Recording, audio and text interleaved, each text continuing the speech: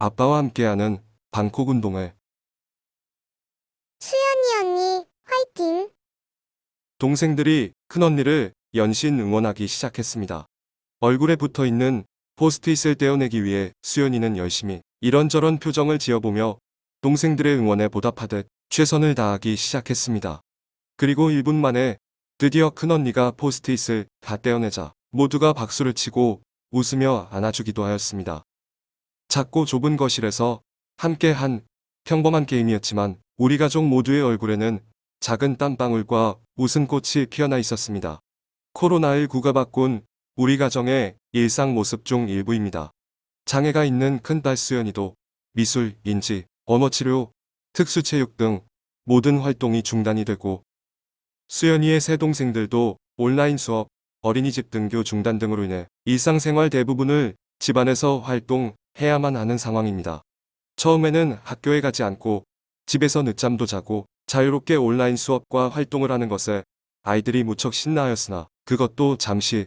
하집에 4명의 아이들이 하루 종일 생활을 하다 보니 부모나 아이들이나 모두 스트레스로 인해 예민해지고 다툼도 많아지며 힘든 시간들이 서서히 찾아오기 시작했습니다.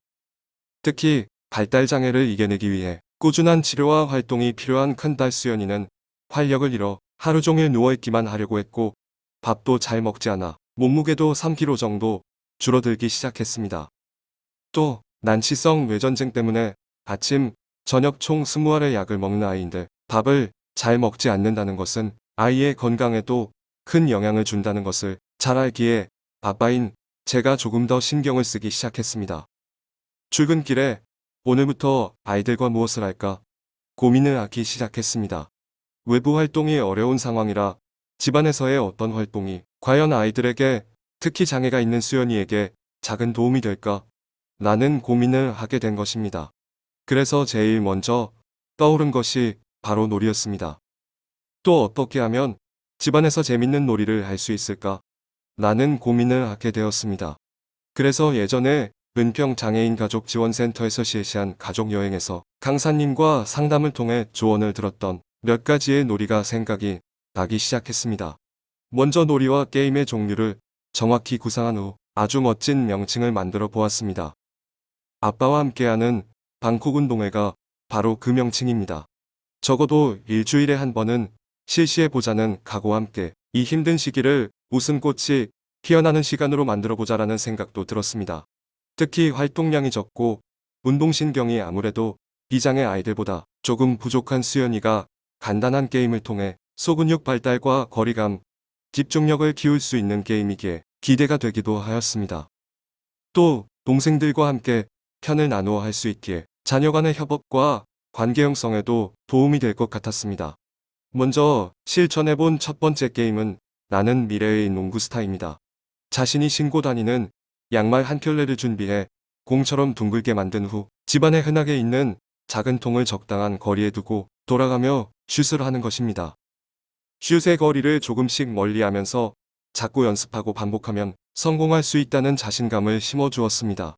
아주 간단한 게임이지만 모두가 진지하게 그리고 재미있게 실시하였습니다.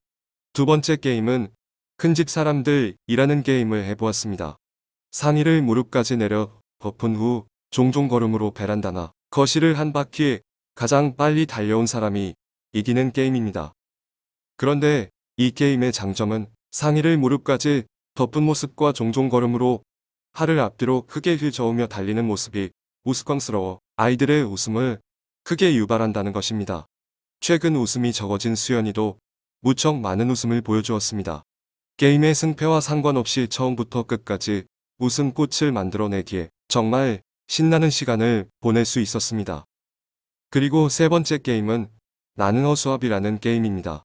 준비물도 필요 없는 아주 간단한 게임입니다. 모두 한 줄로 서서 허수아비처럼 양팔을 벌리고 다리 한쪽을 살짝 올려 가장 오래 버틴 사람이 이기는 게임입니다. 특히 근력과 힘이 부족한 수연이에게는 이러한 게임을 통해 다리의 근력과 중심을 잡는 균형성 등을 익히는데 도움이 될 것이라고 생각이 들었습니다. 아무래도 가족이 많다 보니 정적만 흐를 수 있는 이 게임도 저희 가족은 서로 웃어가며 재밌는 놀이를 하였습니다. 그리고 네 번째, 웃긴 얼굴 만들기라는 게임을 해보았습니다. 작은 포스트잇을 얼굴에 붙인 후 손을 사용하지 않고 오로지 얼굴만 움직여 그 포스트잇을 떼어내는 게임입니다. 상대편의 얼굴에 준비한 포스트잇을 마음대로 붙이는 것도 하나의 즐거움이었습니다. 특히 게임이 조금은 생소한 수연이는 자신의 얼굴만으로 포스트잇을 떼어내는 것을 힘들어 하였습니다. 아무래도 얼굴 근육을 이용하는데 조금 부족한 모습을 보였지만 동생들의 응원과 조언, 도움을 주자 잘 마무리할 수 있었습니다. 다섯 번째 게임은 조심조심 물을 옮겨요라는 게임을 해보았습니다. 준비물로는 종이컵 2개와 작은 스푼을 준비하면 됩니다. 그리고 종이컵 1개에는 물을 반쯤 담고 다른 1개는 빈 상태로 준비하면 됩니다.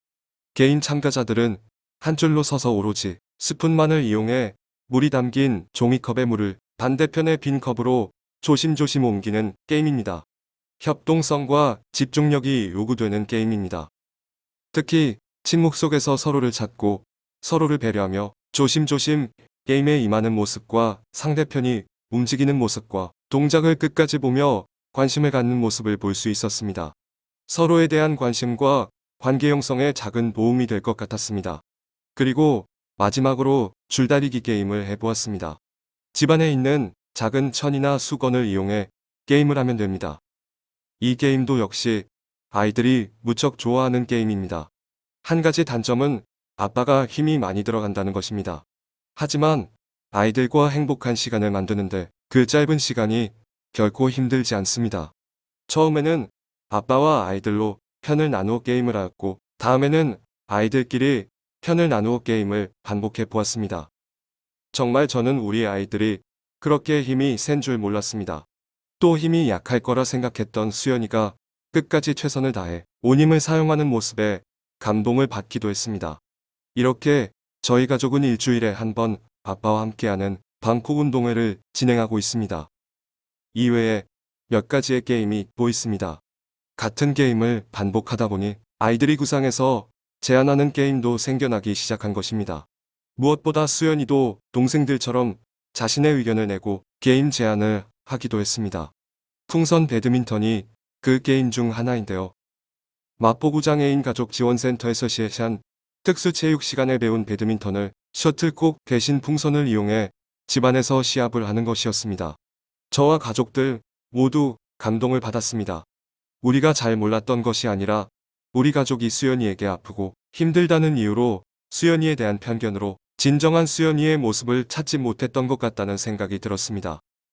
이렇게 짧은 시간 지속적인 활동을 통해 코로나19로 지친 몸과 마음의 힐링 시간을 만들어 보면서 느낀 점은 엄마, 아빠도 함께 놀고 웃는다는 마음가짐으로 함께하는 것이 중요하다는 것을 느끼게 해주었습니다.